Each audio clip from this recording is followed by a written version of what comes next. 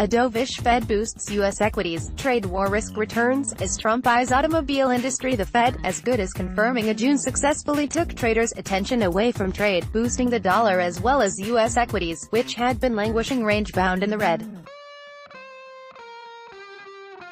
The from the May meeting were about as equity-friendly as they are going to get from a Fed hiking rates. The Fed want to hike, but not so much that they strangle economic growth.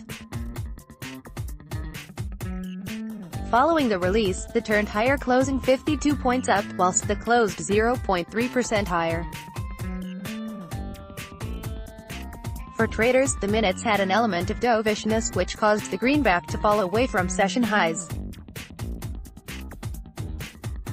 Whilst the Fed gave big hints over its intention to hike when it meets in June, the central bank failed to give the necessary clues that the markets looked for over H2.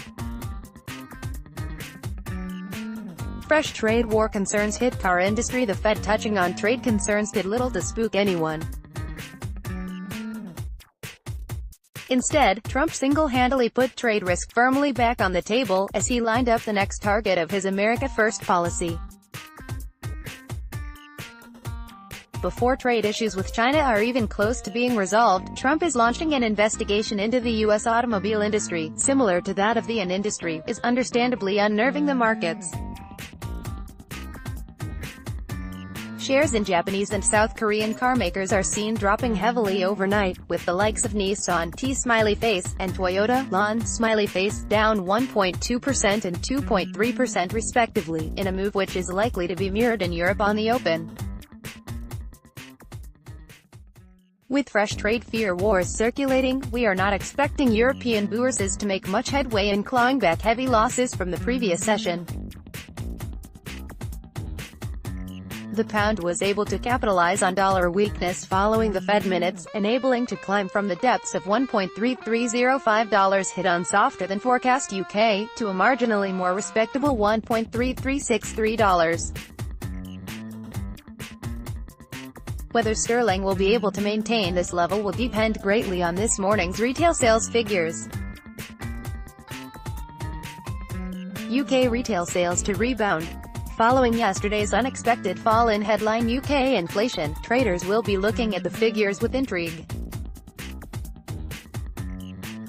Whilst retail sales are forecast to have declined on an annual basis in April on negative inflation-adjusted wages and the timing of the Easter holiday, they are expected to have ticked higher on a monthly basis to 0.4%, recovering from March's heavy fall.